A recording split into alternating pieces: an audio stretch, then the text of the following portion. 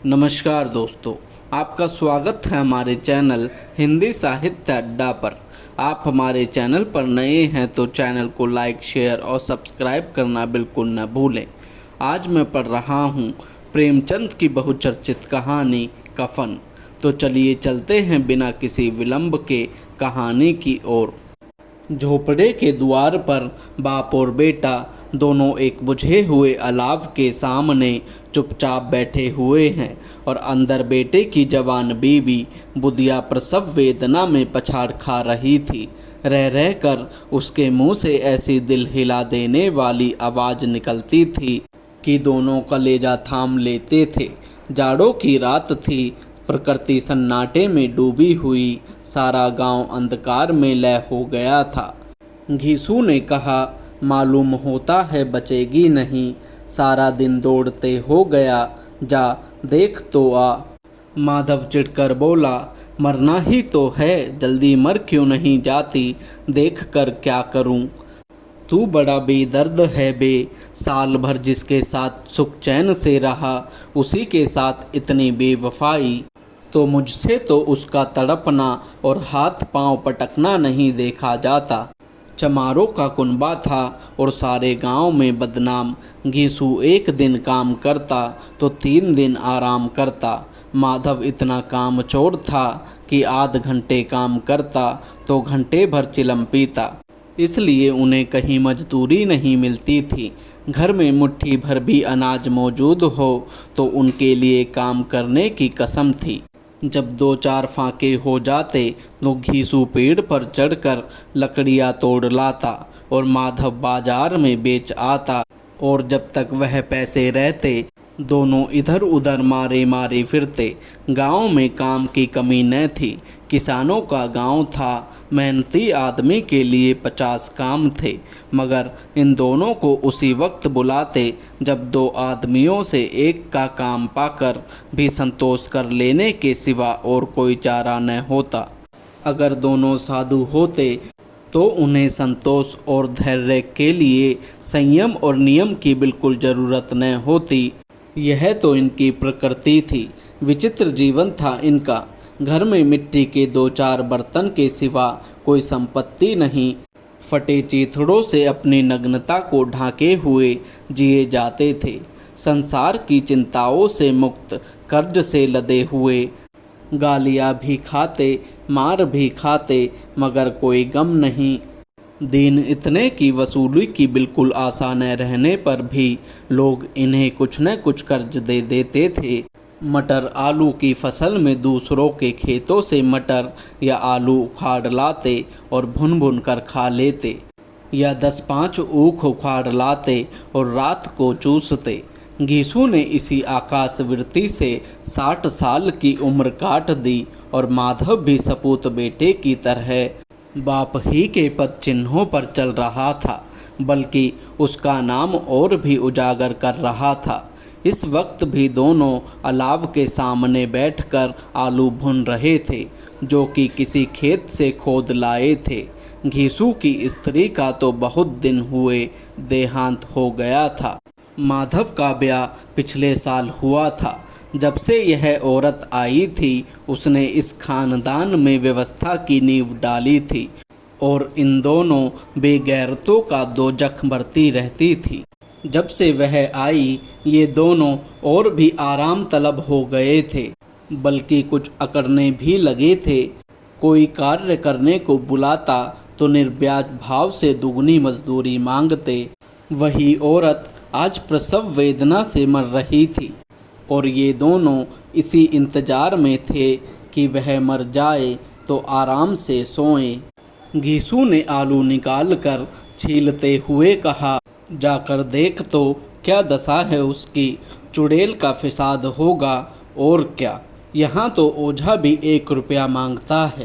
माधव को भय था कि वह कोठरी में गया तो घीसू आलूओं का बड़ा भाग साफ कर देगा। बोला, मुझे वहाँ जाते डर लगता है। डर किस बात का है, मैं तो यहाँ हूँ ही। तो तुम ही जाकर देखो ना। मेरी औरत जब मरी थी तो मैं 3 दिन तक उसके पास से हिला तक नहीं और फिर मुझसे लजाएगी कि नहीं।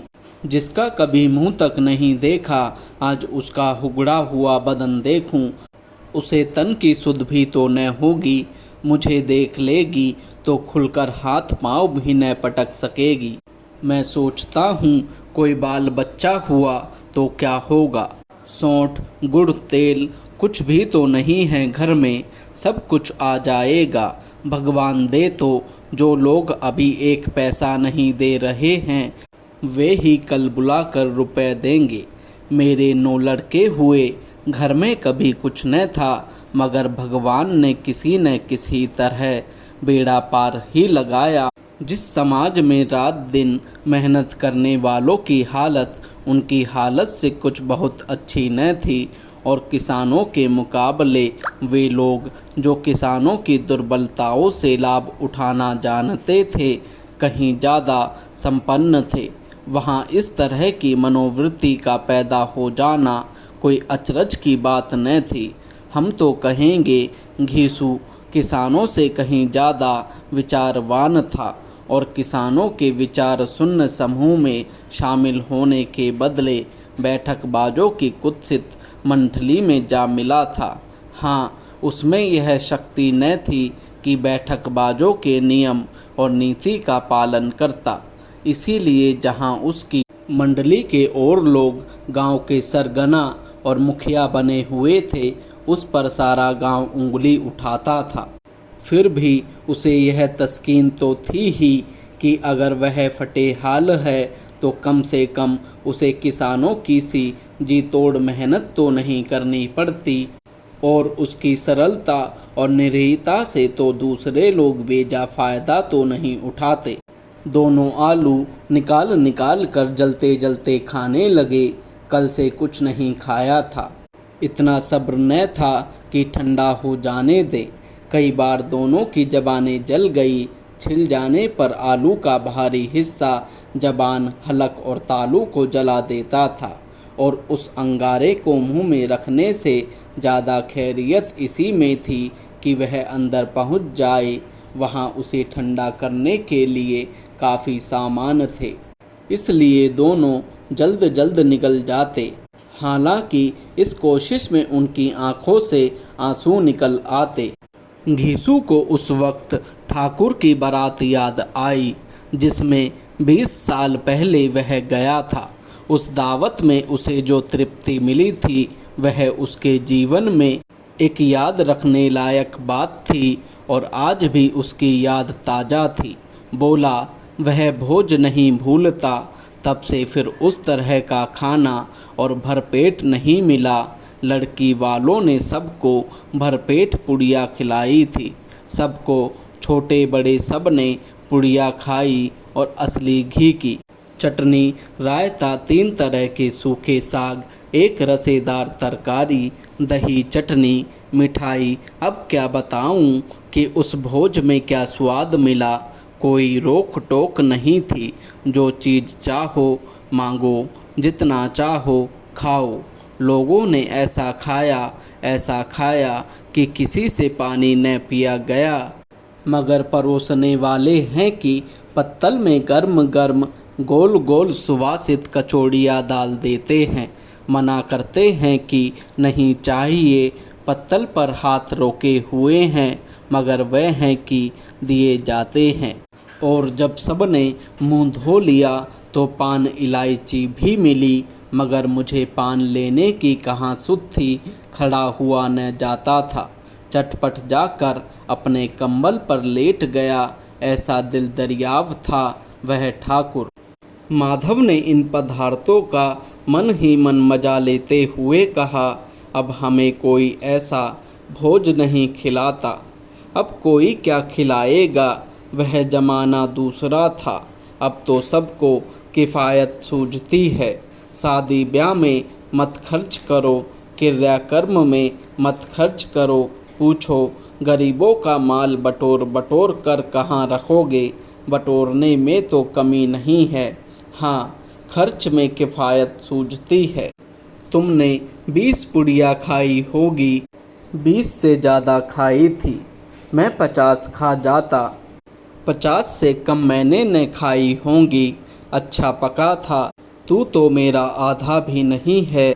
आलू खाकर दोनों ने पानी पिया और वही अलाव के सामने अपनी धोतियाँ ओढ़कर पाँव पेट में डाले सो रहे, जैसे दो बड़े बड़े अजगर गेंडुलिया मारे पड़े हों। और बुधिया अभी तक करहा रही थी। सवेरे माधव ने कोठरी में जाकर देखा तो उसकी स्त्री ठंडी हो गई थी।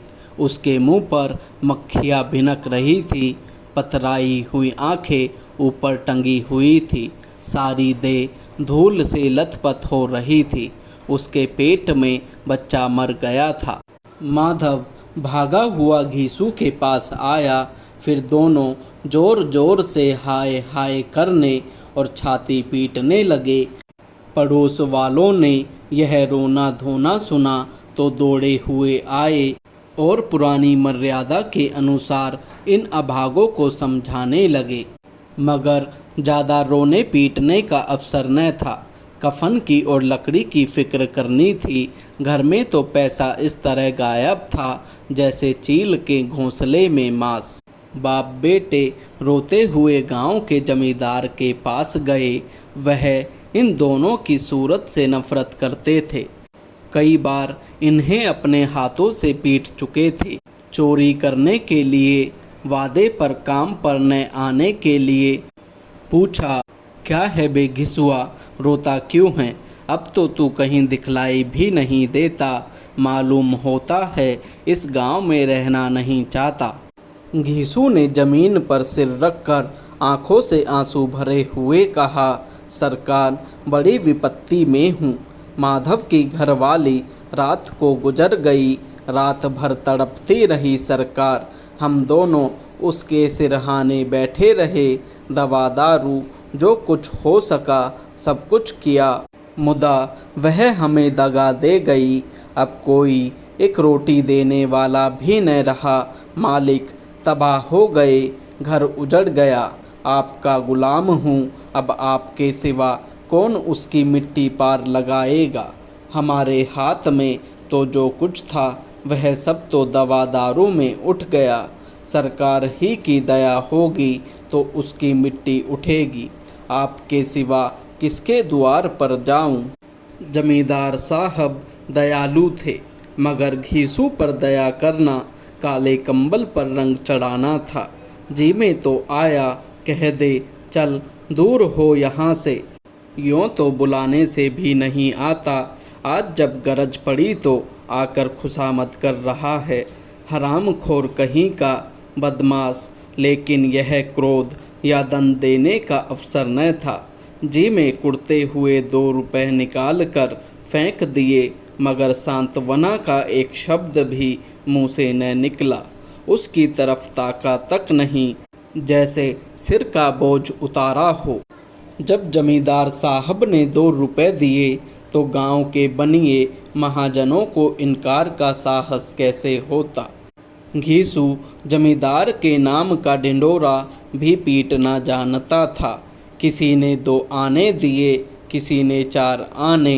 1 घंटे में घीसू के 5-5 रुपए की अच्छी रकम जमा हो गई। कहीं से अनाज मिल गया, कहीं से लकड़ी। और दोपहर को घीसू और माधव बाजार से कफन लाने चले। इधर लोग बांस वांस काटने लगे। गांव की नर्म दिल स्त्रियां आ आकर लाश देखती थी और उसकी बेकसी पर 2 बूंद आंसू गिराकर चली जाती थी। बाजार में पहुंचकर घीसू बोला, लकड़ी तो उसे जलाने भर को मिल गई है, क्यों माधव? माधव बोला, हाँ लकड़ी तो बहुत है, अब कफन चाहिए तो चलो कोई हल्का सा कफन ले लें। हाँ और क्या, लाश उठते उठते रात हो जाएगी। रात को कफन कौन देखता है?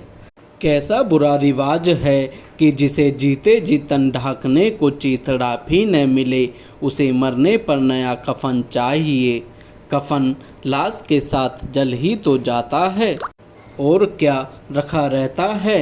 यही 5 रुपए पहले मिलते तो कुछ दवा दारू कर लेते। दोनों एक दूसरे के मन की बात ताड़ रहे थे। बाजार में इधर उधर घूमते रहे, कभी इस बाजार की दुकान पर गए, कभी उस दुकान पर। तरह तरह के कपड़े, रेशमी और सूती देखे, मगर कुछ जचा नहीं। यहाँ तक कि शाम हो गई, तब दोनों न जाने किस दैवी प्रेरणा से एक मधुशाला के सामने जा पहुँचे और जैसे किसी पूर्व निश्चित व्यवस्था से अंदर चले गए। वहाँ जरा देर तक दोनों असमंजस में खड़े रहे। फिर घीसू ने गद्दी के सामने जाकर कहा, साहू जी, एक बोतल हमें भी देना। उसके बाद कुछ चखना आया, तली हुई मछली आई और दोनों बरामदे में बैठकर शांतिपूर्वक पीने लगे। कई कुज्जिया ताबड़तोड़ पीने के बाद दोनों सरूर में आ गए।